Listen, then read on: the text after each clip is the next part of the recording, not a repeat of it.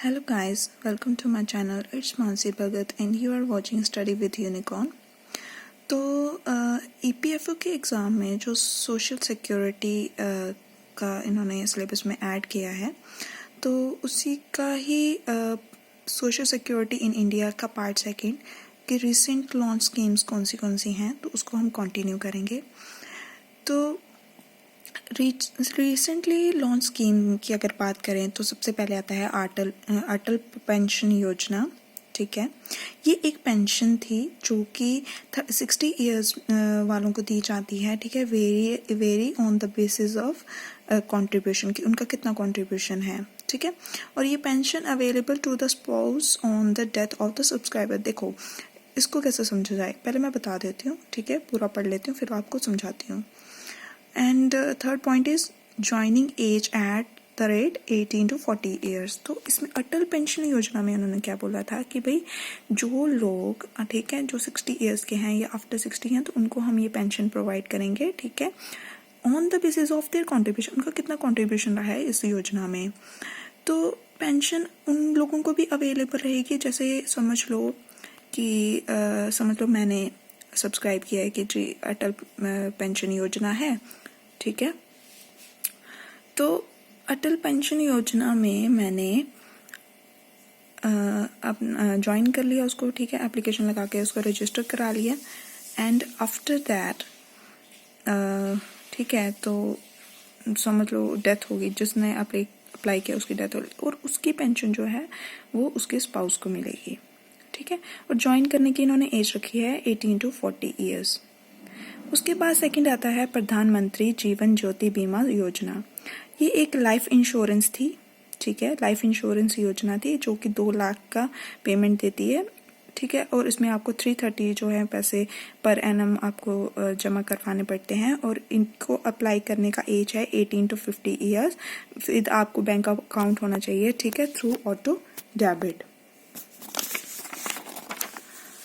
उसके बाद हमारी नेक्स्ट स्कीम आती है, वो आती है प्रधानमंत्री सुरक्षा बीमा योजना। इसमें क्या होता है कि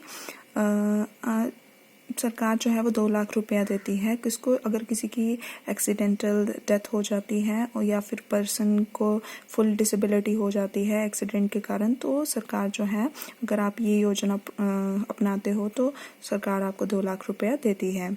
देन उसके बाद जिस बंदे को पार्शियल डिसेबिलिटी हो जाती है उसके लिए 1 लाख दिया हुआ है। और इसमें आपको करना क्या पड़ता है कि भाई 12 रुपये पर एनम आपको प्रीमियम देना पड़ता है।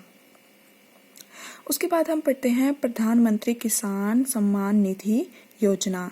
इसमें क्या करता है कि government has promised a direct payment of 6,000 in 3 equal installments of ₹2,000 each and every 4 months into Aadhaar bank account of eligible land holding small and marginal farmers family। तो ये किसके लिए था, ये पीजेंट्स के लिए था। ठीक है, और इसमें डायरेक्ट पेमेंट जो है वो गवर्नमेंट आपको 6,000 की देगी। ठीक है, आफ्टर दैट 3 इक्वल इंस्टॉलमेंट्स रहेंगी। ठीक है, तो पर्सन के पास जो है या तो वो मार्जिनल फार्म होने चाहिए या कम ज़मीन के होने चाहिए। आफ्टर दैट आता है प्रधानमंत्री किसान मनधन योजना।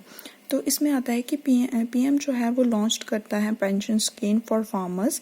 ठीक है, ये किसके लिए था, रांची के झारखंड के लिए था। ठीक है, एंड उसके बाद ये फार्मर्स जो कौन से अप्लाई कर सकते थे, 18 to 40 ईयर्स के। ठीक है, और उनको 3,000 मंथली पेंशन मिलेगा जब वो 60 ईयर्स के हो जाएंगे। और इसमें कन्वर्ट होते हैं स्मॉल एंड मार्जिनल फार्मर्स। ठीक है, जिनके लेस देन 2 हेक्टर्स की उनकी ज़मीन है और उनकी एज जो है वो 18 to 40 ईयर्स में वो अप्लाई कर सकते थे। ठीक है, और इसकी रजिस्ट्रेशन जो है वो अगस्त 2019 में स्टार्ट हुई थी और LIC को अपॉइंट किया था गवर्नमेंट ने इस स्कीम के लिए। और एनरोलमेंट जो है वो आपकी कॉमन सर्विस सेंटर से भी हो सकती है और सेंटर जो है वो कॉमन सर्विस सेंटर को ₹30 देता था। और इस चीज़ के लिए, इस योजना को अपनाने के लिए आपको कोई फी भी चार्ज नहीं करनी पड़ती। ठीक है। उसके बाद लास्ट एंड मोस्ट इम्पॉर्टेंट है, ये है प्रधानमंत्री लघु व्यापी मनधन योजना। इसमें क्या था, 2019 में ये लॉन्च हुई थी और ये एक ट्रेडिंग कम्युनिटी के लिए थी जो झारखंड के लिए थी।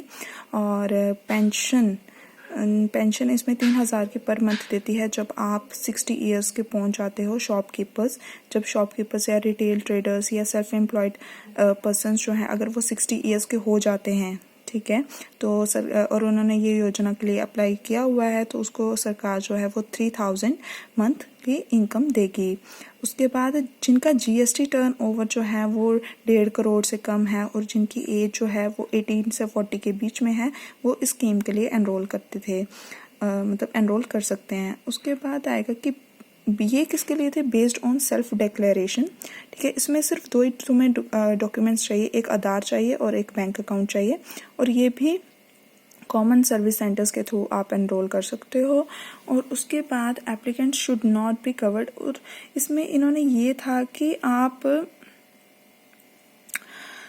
जो एप्लीकेंट होगा वो इस योजना में उन्होंने अप्लाई नहीं किया होना चाहिए। कौन सा ये आपको क्वेश्चन आ सकता है यहाँ पे, ठीक है।